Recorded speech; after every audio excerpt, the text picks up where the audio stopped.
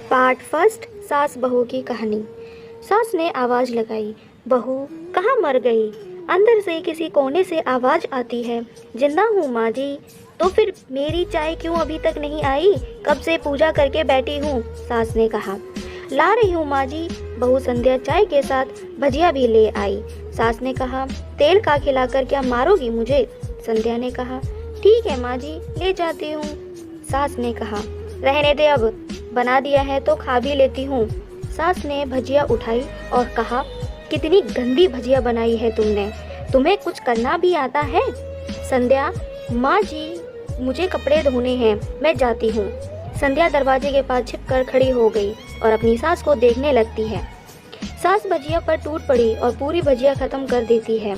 बहू मुस्कुराई और काम पर लग जाती है। दोपहर के खाने का वक्त हुआ।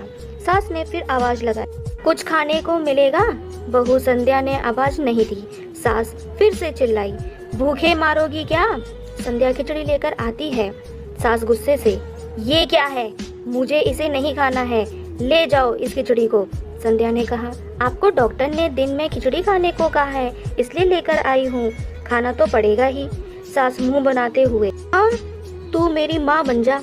बहू फिर मुस्कुराई और चली गई। आज संध्या के ससुराल में घर पूजा है, इसलिए संध्या सुबह 5 बजे से उठ गई। पहले स्नान किया, फिर फूल लेकर आई, उसकी माला बनाई, रसोई साफ की, पकवान और भोजन भी सारा बनाया। सुबह के 11 बज गए। अब सास भी उठ चुकी थी। संध्या अब पंडित जी के साथ भगवान के वस्त्र तैयार कर रही थी। आज ऑफिस की छुट्टी भी थी। संध्या के पति भी घर पर थे। पूजा शुरू हुई। सास चिल्लाती, बहू ये नहीं है, वो नहीं है। बहू दौड़ी दौड़ी आती और सब करती। अब दोपहर के 2 बज गए थे। आरती की तैयारी चल रही थी। पंडित जी ने सबको आरती के लिए बुलाया और सबके हाथों में थाली दी। जैसे ही संध्या ने थाली पकड़ी, थाली हाथों से गिर पड़ी। शायद भोजन बनाते हुए संध्या के हाथों में तेल लगा था, जिसे वो पोंछना भूल गई थी। सारे लोग तरह तरह की बातें करने लगे।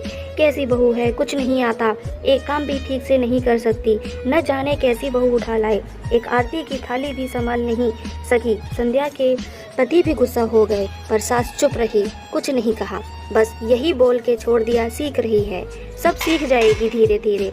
अब सबको खाना परोसा जाने लगा। संध्या दौड़ दौड़ के खाना देती सबको, फिर पानी लाती। करीब 80-100 लोग हो गए थे। इधर 3 नौकर और संध्या अकेली। फिर भी वह सारा काम बहुत ही अच्छी तरीके से करती।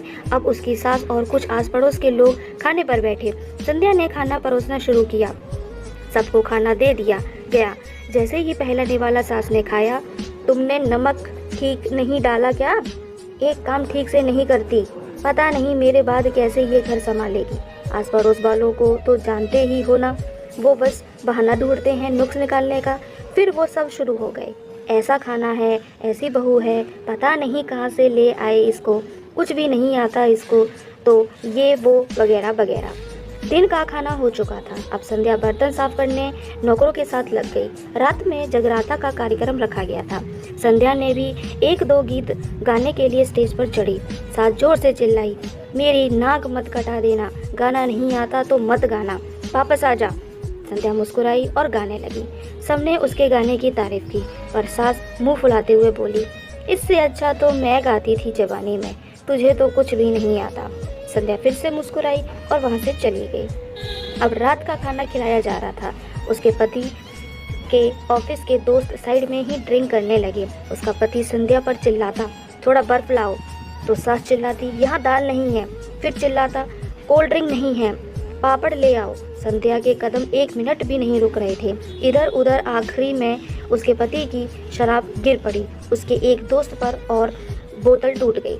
पति गुस्से में 2 झापड़ अपनी पत्नी को लगाते हुए कहता है, जाहिल कहीं की, टेक कर नहीं कर सकती काम, तुझे इतना भी काम नहीं आता?